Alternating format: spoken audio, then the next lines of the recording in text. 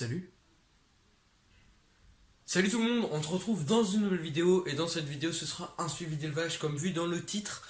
Voilà, donc déjà je commence à vous montrer comme ça tous les débuts de vidéo maintenant sur ma chaîne, donc VFast Montis. Bon, c'est pas vraiment ma chaîne, c'est une chaîne où je partage avec un pote, donc qui est Quentin, donc celui que vous voyez sur la chaîne aussi, donc ça c'est sa chaîne de base, bref. Donc comme vous voyez, je vais commencer toutes les vidéos en montrant tout ça d'abord, voilà. Est-ce qu'on s'en fout, est-ce que c'est intéressant? Pas du tout. Par contre, on s'en fout. Donc, du coup, on va tout de suite commencer le suivi d'élevage qui va commencer tout de suite. Du coup, voilà. Allez, à tout de suite.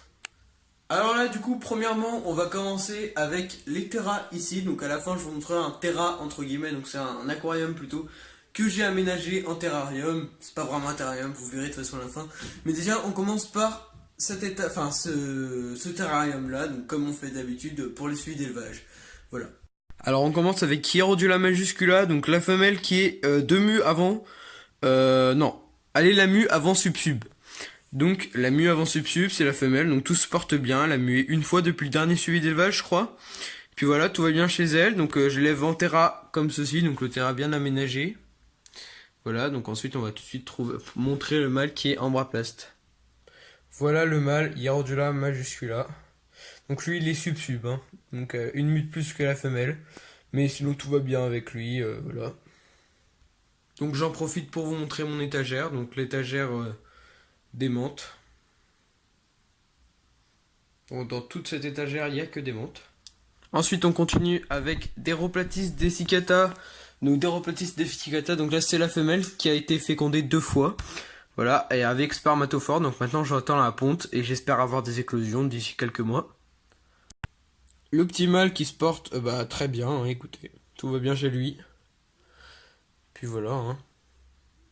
Ensuite on continue avec Methylia SP, donc là vous allez voir j'en suis rempli, donc je remercie Montis Passion. Je sais pas si dans le dernier je sais pas si dans le dernier suivi d'élevage j'en avais déjà, mais je sais pas, du coup je vous dis je remercie Montis Passion pour cette espèce.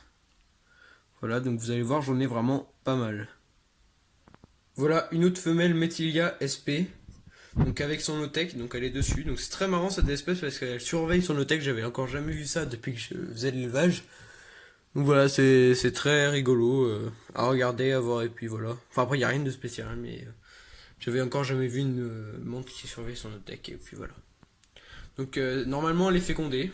J'espère qu'il va y avoir des éclosions sur cette otec. Donc c'est la seule femelle de fécondée. Enfin il y en a peut-être une deuxième, mais je suis pas sûr, donc voilà. Parce que là du coup j'ai plus de mâles. Et voilà. Encore une autre femelle Methylia, donc celle-là a bouffé mon mâle, donc autant vous dire que je suis vraiment dégoûté. Je l'avais laissée dans une petite boîte et elle a bouffé mon mâle. Donc là par contre, quand j'ai vu qu'elle avait bouffé, j'étais vraiment dégoûté.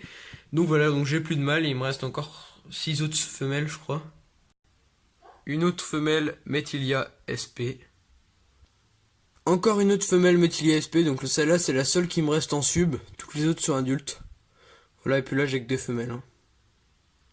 Encore une autre femelle Methylia SP. Voilà, donc là du coup il me reste encore une autre femelle Methylia SP, mais je vais pas vous la montrer tout de suite parce que du coup c'était ce que je vous parlais au début de la vidéo. Le nouvel aménagement de terrarium entre guillemets, donc qui était un aquarium, et comme elle est dedans, je vous la montrerai en dernier. Ensuite on va continuer avec Hymenopus cornatus, donc là vraiment une femelle magnifique. Donc qui prend limite des couleurs violettes, comme vous pouvez le voir là, par exemple sur les pattes. Donc elle est subadulte et elle va pas du tout tarder à passer adulte, comme on peut le voir assez fourrelé. Enfin encore d'ici 2-3 jours je dirais. Une semaine, 2-3 jours, voilà. Le petit mâle également subadulte, juste ici. La deuxième femelle subadulte, voilà, donc elle est encore loin de sa mue imaginale, on peut voir, et puis elle est beaucoup plus blanche. Voilà, donc, mais sinon tout va bien. Et le deuxième mâle, du coup, voilà, pareil, subadulte. Donc j'ai 2 couples subadultes, un qui va pas tarder à passer adulte et l'autre encore assez loin de sa mue. Ensuite on passe avec Acontista mexicana, donc là on peut voir une femelle subadulte, donc en train de manger une mouche. Voilà, donc tout va bien chez elle. Et une autre femelle sub-sub, bon pareil, tout va très bien chez elle. Ensuite on continue avec Stagmatoptera femoralis, donc j'ai 2 couples sub-sub. Enfin, les 2 femelles sont sub-sub et les 2 mâles sont un qui est sub-sub et l'autre... Enfin, un qui est la mue avant sub-sub et l'autre qui est pas du tout encore sub-sub, il doit être L4, L5. Voilà, donc tout va bien chez elle. La première femelle sub-sub. Et la deuxième femelle sub-sub. Donc celle-là elle est verte et l'autre est un peu jaunâtre, comme vous pouvez le voir là. Voilà. Le petit mâle L4-5, donc pareil que la femelle, celui-là, il est un peu jaunâtre. Et l'autre petit mâle qui est vert. Voilà, donc celui-là c'est la mue avant sub-sub. Le mâle Hierodiola membranacea dont la femelle est morte depuis maintenant pas mal de temps, hein, donc il est toujours en vie, tout va bien chez lui, mue, et puis voilà, tout, il se porte bien. Ensuite on va continuer avec Philocrania paradoxa. Donc la femelle qui est maintenant très vieille, donc elle avait franchement pas de pondre. Et là vous allez voir vraiment des super nouvelles dans quelques secondes. Alors voilà les super nouvelles. Il y a eu des éclosions de Philocrania paradoxa, donc pas énormément. Hein. Là j'en ai 8 dans cette boîte. Donc là il y a... Là je crois que j'ai laissé toutes les femelles ensemble. Donc normalement c'est toutes des femelles. Voilà. Toutes les femelles sont dans ce braplast là. Donc les drosophiles, vous inquiétez pas, hein, je vais aller en racheter demain. Mais il y en a encore quelques-uns dans la boîte qui se promènent. Voilà, donc là elles sont L3. Et puis tout va bien chez elles. Là c'est du coup le braplast des femelles. Donc du coup j'ai séparé les peu de mâles que j'avais. Donc j'ai mis un élevage groupé de mâles. Donc là il y en a 4. Il faut absolument que je ramène des drosophiles d'ailleurs. Mais sinon tout va bien. Voilà, ils se portent très bien. Dans une petite boîte comme ça là. Donc c'est pas le bon nom, hein. C'était là où il y avait le mâle méthylé SP où il s'est fait bouffer. Et encore bonne nouvelle, il y a quelques jours, vendredi je crois. Non c'est pas vendredi parce que c'était aujourd'hui vendredi. La semaine dernière peut-être, je sais plus. Donc il y a eu une éclosion de Philocrania paradoxa encore une fois. Donc là je dois avoir une dizaine de jeunes. Au départ je pensais que j'en avais 6 mais finalement peut-être une dizaine là. Voilà. Donc avec le Hotech qui est juste ici. Donc il n'était pas incubé ici, hein. J'ai remis après au cas où s'il y avait d'autres éclosions. Mais voilà, tout va bien. Et puis il me reste encore 3 autres Hotech en incubation, il me semble. Voilà, donc tout va bien. C'est pareil, hein, le nom c'était pas le bon truc.